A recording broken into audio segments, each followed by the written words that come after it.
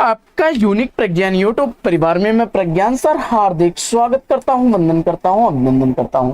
प्यारे साथियों, सुबह के 5 बज चुके हैं। जिस प्रश्नोत्तरी 50 का आप बेसब्री से करते हैं इंतजार, आपकी चहेती प्रश्नोत्तरी 50 लेकर के आपके बीच उपस्थित हूं। जैसा कि आप जानते हैं, प्रश्नोत्तरी 50 का मुख्य उद्देश्य आपके अध्ययन का आपको रिविजन कराना।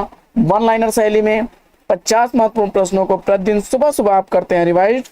तो इस अध्ययन श्रृंखला से जुड़ने के लिए साथियों, फटाफट वीडियो को लाइक और शेयर करिए। चैनल पहली बार होंगे तो चैनल को सब्सक्राइब करके बगल में बने हुए बेल आइकन से ऑल बटन को प्रेस करना बिल्कुल न भूलें। तो बिना समय गंवाए प्रारंभ करेंगे पाठचर्या को और देखेंगे आज की पाठचर्या का आज का पहला प्रश्न। लेकिन उससे पूर्व देखते हैं प्यारा सा मॉर्निंग कोड। सकारात्मक ऊर्जा के साथ अपने लक्ष्य पर निरंतर कार्य करते रहो दोस्त, एक दिन मंजिल आपके कदमों में होगी। तो इसी मॉर्निंग कोर्स के साथ प्रारंभ करते हैं शायद प्रश्नोत्तरी 50 को और देखते हैं आज का पहला प्रश्न। कानों में कंगना कहानी के कहानीकार कौन है? राजा राधिका रमन सिंह जवाब देकर के बिल्कुल सही उत्तर दिया आपने। अगला प्रश्न है कि प्रणयिनी परिणय कहानी के कहानीकार कौन है? प्रणयिनी परिणय कहानी किशोरीलाल गोस्वामी द्वारा लिखी गई 1887 ईस्वी की प्रकाशित कहानी है। अगला प्रश्न है कि नव मरकत मणि श्याम कनक मणिगम ब्रजबाला, यह पंक्तियां किस रचनाकार की हैं? जवाब में आपने नंददास चुना, तो बिल्कुल सही जवाब। अगला प्रश्न है कि मुक्तिबोध का काव्य निषेध का काव्य यह कथन किसका है? मुक्तिबोध का काव्य निषेध का काव्य यह कथन नामवर सिंह का है।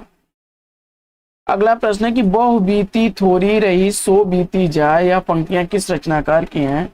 जवाब में ध्रुवदास को आपने चुना, तो बिल्कुल सही जवाब। अगला प्रश्न है कि हिंदी साहित्य विमर्श इतिहास ग्रंथ के लेखक कौन है? और इस प्रश्न का जवाब पद्मलाल पुन्नालाल बख्शी को चुनकर के बिल्कुल सही जवाब दिया। 1923 ईस्वी का प्रकाशन वर्ष है। अगला प्रश्न है कि घटनात्मक इकहरे चित्रण का नाम कहानी है, यह कथन किस विद्वान का है? जवाब में आपने चंद्रगुप्त विद्यालंकार को चुना, बिल्कुल सही जवाब।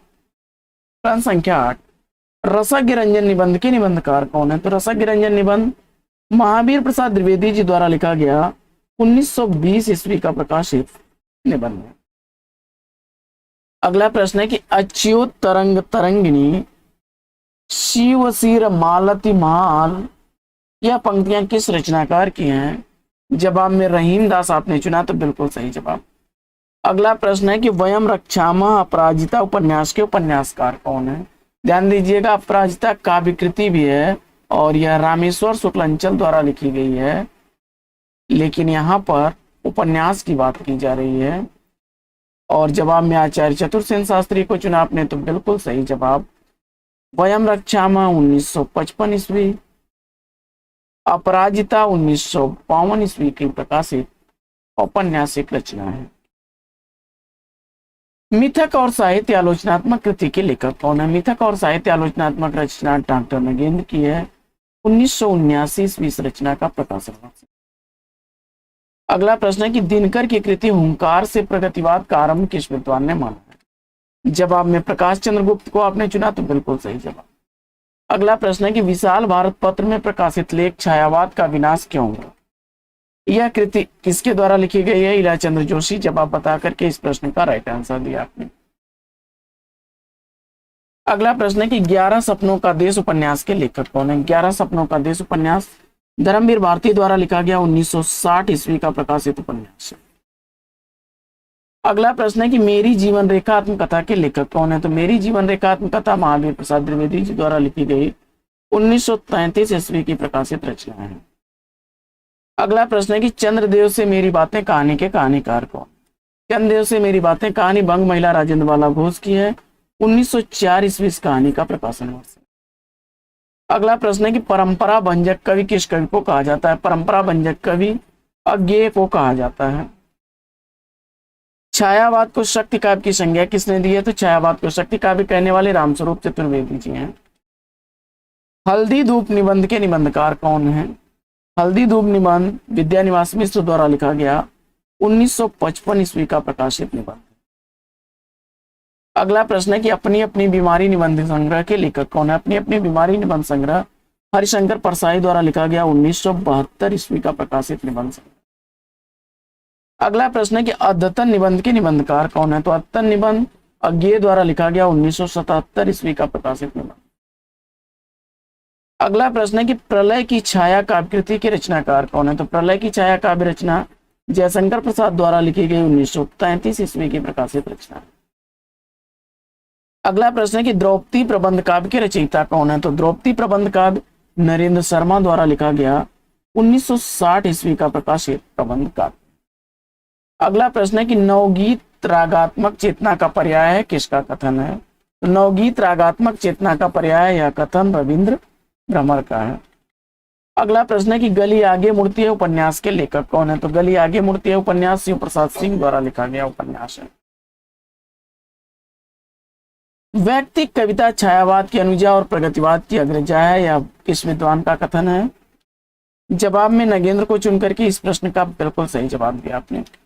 अगला प्रश्न है कि एक टोकरी भर मिट्टी कहानी के कहानीकार कौन है? एक टोकरी भर मिट्टी माधवराव सप्रे द्वारा लिखी गई 1901 ईस्वी की प्रकाशित कहानी है। प्रश्न संख्या 28 है कि लहरों के राजहंस नाटक का प्रकाशन वर्ष क्या है? तो लहरों के राजहंस नाटक मोहन राकेश द्वारा लिखा गया 1963 ईस्वी का प्रकाशित नाटक है। अगला प्रश्न है कि प्रगतिशील साहित्य के मानदंड पुस्तक के लेखक कौन है? तो प्रगतिशील साहित्य के मानदंड पुस्तक रांगी राघव द्वारा लिखी गई 1954 ईस्वी की प्रकाशित पुस्तक है। अगला प्रश्न है कि पंडित और पंडितानी कहानी के लेखक कौन है? पंडित और पंडितानी कहानी गिरिजादत्त वाजपेयी द्वारा लिखी गई 1903 ईस्वी की प्रकाशित कहानी।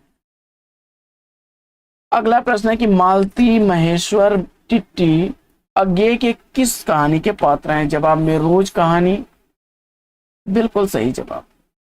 अगला प्रश्न है कि जाति पाति कोई पूछत नाही श्रीपत के दरबार, यह पंक्तियां किस रचनाकार की हैं? जवाब में आपने सूरदास को चुना, तो बिल्कुल सही जवाब।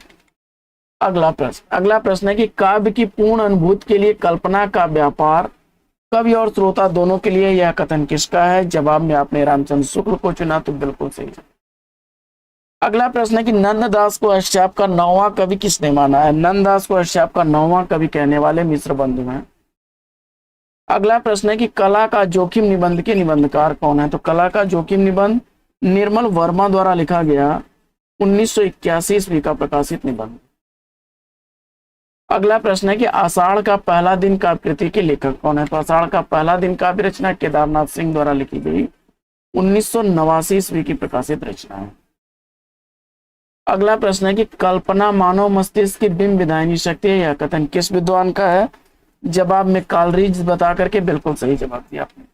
अगला प्रश्न है कि जन्मेजय का नागयज्ञ नाटक का प्रकाशन काल क्या है? तो जन्मेजय का नागयज्ञ नाटक जयशंकर प्रसाद द्वारा लिखा गया 1926 ईस्वी का प्रकाशित नाटक। अगला प्रश्न है कि बादशाह गुलाम बेगम नाटक के नाटककार कौन है? तो बादशाह गुलाम बेगम नाटक नंद किशोर का है 1992 ईस्वी का प्रकाशन वर्ष है।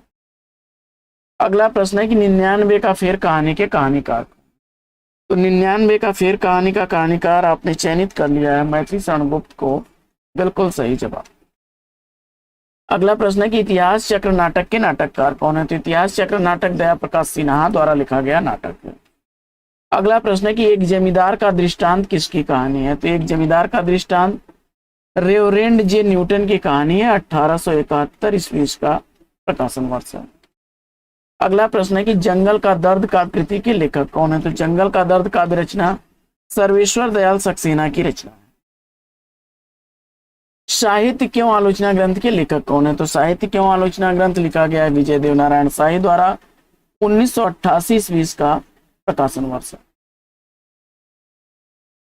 कमल किशोर गोयनका के अनुसार प्रेमचंद की पहली और अंतिम कहानी कौन सी है? कमल किशोर गोयनका के अनुसार प्रेमचंद की पहली और अंतिम कहानी, पहली कहानी है परीक्षा 1914 ईस्वी की और अंतिम कहानी है क्रिकेट 1937 ईस्वी की।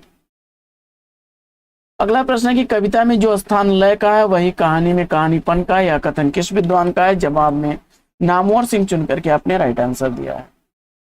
किसान पंचवटी यशोधरा खंड काव्य के लेखक कौन है?